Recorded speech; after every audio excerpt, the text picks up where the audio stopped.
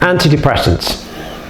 Are they really depressants? I'm not saying that antidepressants and other such drugs are not useful or not important.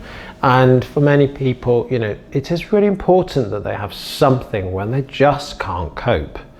And so please let me start by saying I'm not suggesting that antidepressant medication is a bad thing and doesn't have a place, because it does. It's part of a healing journey, but it's not going to create healing in the tissue. What it's going to do, and if you speak to people or if anybody out there is on this medication, they will usually know it creates a numbing type feeling, and they say, well, I can't feel anything.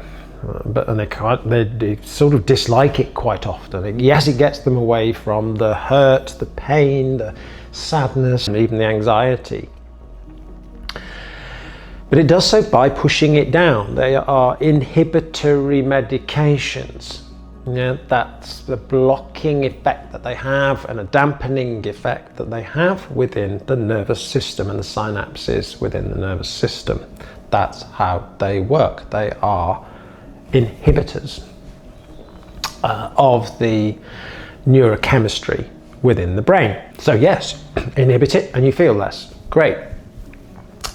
But it doesn't really fix why. And if we're looking at the emotional components that have come up, is it, I'm almost reluctant to use the word trauma because it's so overused in a way, but it is trauma in its truest sense, that it is an overwhelm of the system. If we call that trauma system, overwhelm of the ability to cope. Anything which has overwhelmed it has meant we have to cope by shutting it down, or in the somatic lens we might call it overcoupling, or there's various ways in which the body learns to cope.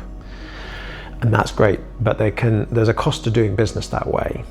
And so what we want to do is we really need to be able to help people to come back into contact with the things which were too much.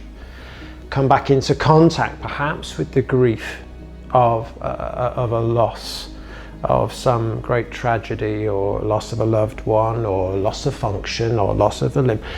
All sorts of things which have been the cause in their lives of the overwhelm.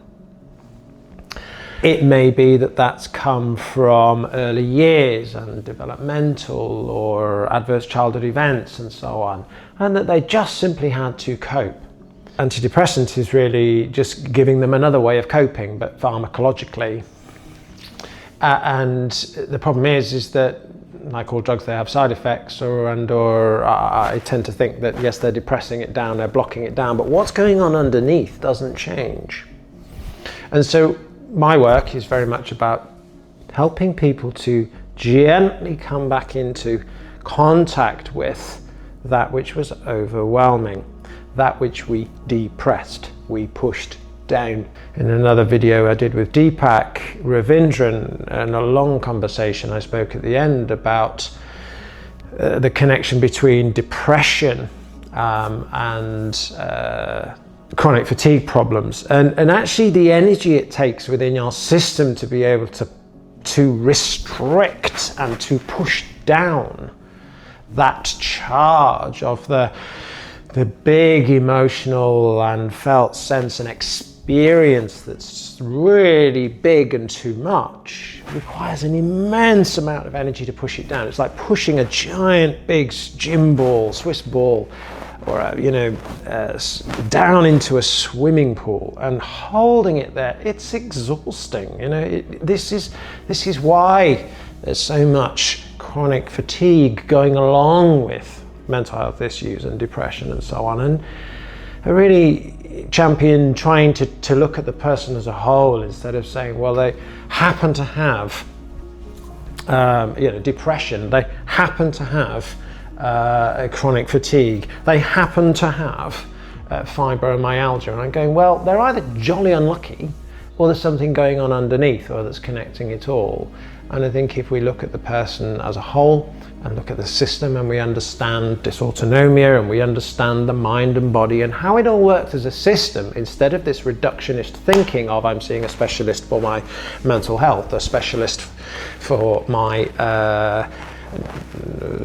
chronic inflammatory disease over here, and you know, if they're not joining the dots, then it's like whack-a-mole. You're just going around hitting different things instead of going, what's the motor that's driving the thing to pop up all over the place? Yeah, and so actually coming back into contact with the emotions gently needs to be done in a very particular way, in a very titrated, one drop at a time kind of way, so that the body doesn't get overwhelmed. And that's the skill of the therapy, which is a very unique and personal and individual thing. I can't say to anybody how to do this. There is no how to, other than to work with a very skilled therapist, whoever they are, that really understands the deep roots of that and be able to track it, catch it, work with it, hold it, understand the empathic piece, have a psychotherapeutic element, have a good solid medical, physiological understanding, a somatic understanding, lots of trauma angles. There isn't one single approach in my mind that you know,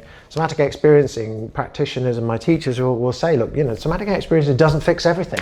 No one thing fixes everything. That's why I spent a long time developing a very large toolkit and spending my life studying the human body and in all its complexities, and particularly these chronic health problems, and why I think, as notionally first and foremost a physiotherapist, some would say, why are you getting involved in treating depression? I'll say, because I have to, because I'm treating people. Hi, I'm Roger. Thanks for watching the video.